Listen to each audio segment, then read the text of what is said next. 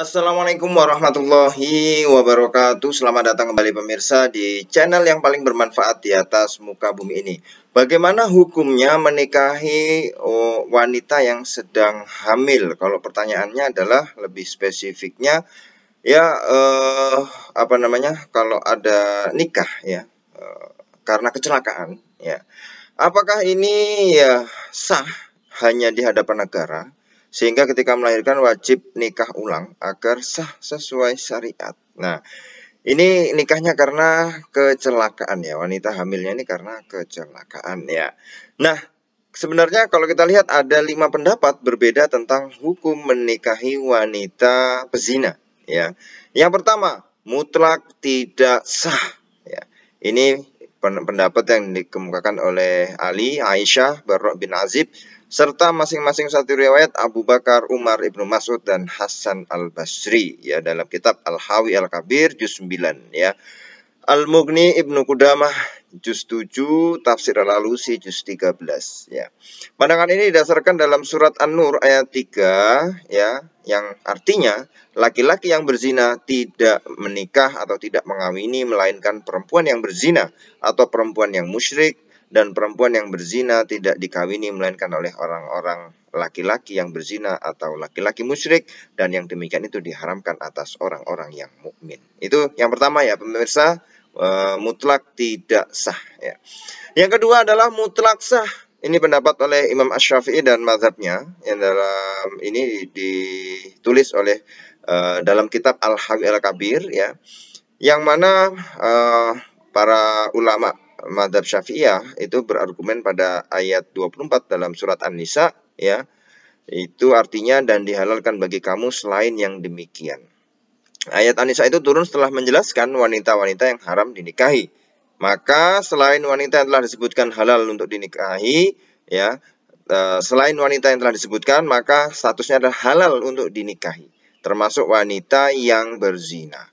Ya, sesuai juga dikuatkan dengan sabda Nabi Muhammad SAW, sesuatu yang haram tidak bisa mengharamkan atau menjadikan mahram ya pada orang yang halal. Ya, hadis riwayat Ibnu Majah dan Baihaqi. Ya, Abu Bakar berkata, bila seseorang menzinai wanita lain, ya, bila seorang laki-laki menzinai wanita lain, maka tidak haram bagi orang itu untuk menikahinya. Sedangkan mengenai surat An-Nur ayat 3, Al-Mawardi ya menyebut ada 3 takwilan terhadap ayat tersebut ya. Ayat tersebut turun khusus pada kisah Ummu Mahzul, yakni ketika ada seorang laki-laki meminta izin Rasulullah akan menikahi wanita pelacur bernama Ummu Mahzul. Ibnu Abbas mengartikan kata yankihu dengan bersetubuh, sehingga maksud ayat tersebut laki-laki yang berzina tidak bersetubuh melainkan dengan perempuan yang berzina.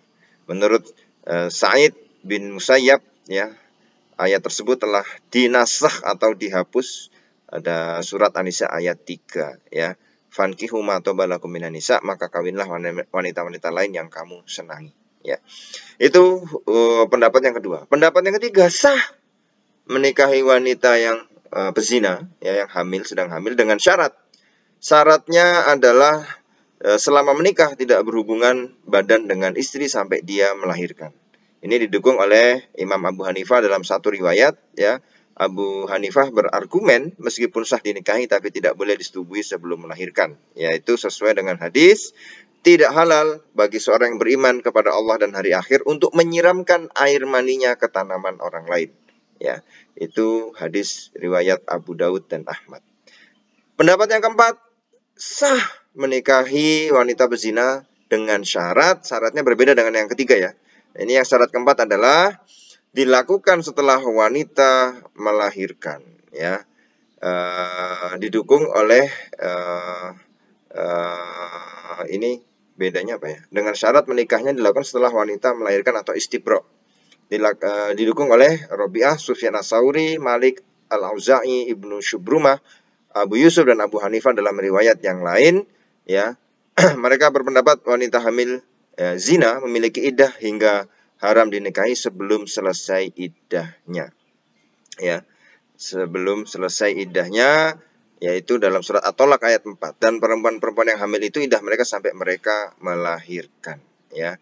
Nah, tadi yang 3 syaratnya adalah boleh dinikahi tapi tidak boleh berhubungan badan sampai istri melahirkan.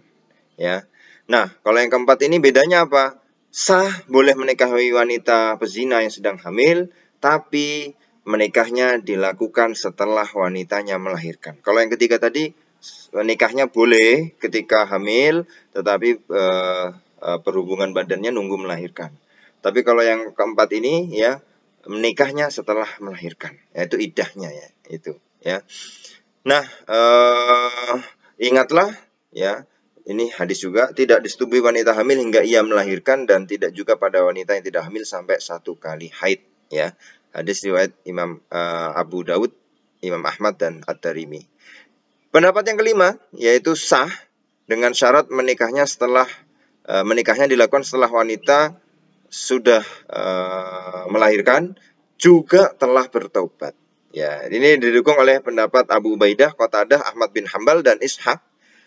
Ibnu Qudamah menjelaskan bahwa sesuai bunyi terakhir ayat 3 surat An-Nur, ya, keharaman menikah pezina diperuntukkan bagi orang mukmin yang sempurna, sehingga ketika telah bertaubat dari zina, leburlah dosa-dosanya, kembali menjadi bagian dari orang-orang mukmin dan hukum haram baru bisa terhapus. Ya, sesuai dengan hadis, seseorang yang telah bertobat dari dosa itu layaknya tidak ada lagi dosa padanya. Ya, hadis riwayat Hakim, Ibnu Majah, Tabrani dan Baihaqi.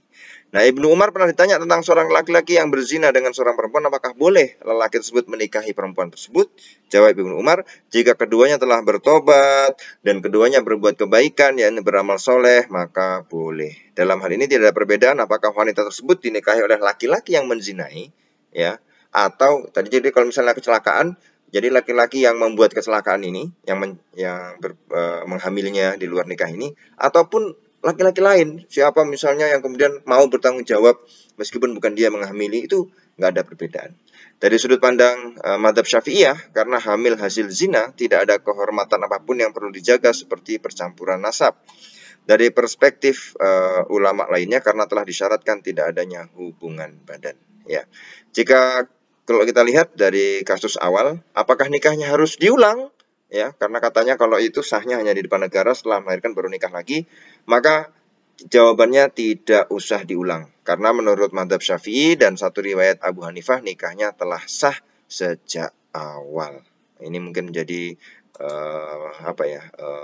pengingat kita semua ya, dan mungkin ada pertanyaan seperti ini, jadi bisa kita ada 5 tadi ya pendapat dari imam rujukan kita ya, sehingga itu ada yang membolehkan, ada yang tidak sah, ada yang sah dengan syarat, syaratnya juga macam-macam tadi ya. Ya, mudah-mudahan ini menjadi pengetahuan kita bersama. Terima kasih. Wassalamualaikum warahmatullahi wabarakatuh.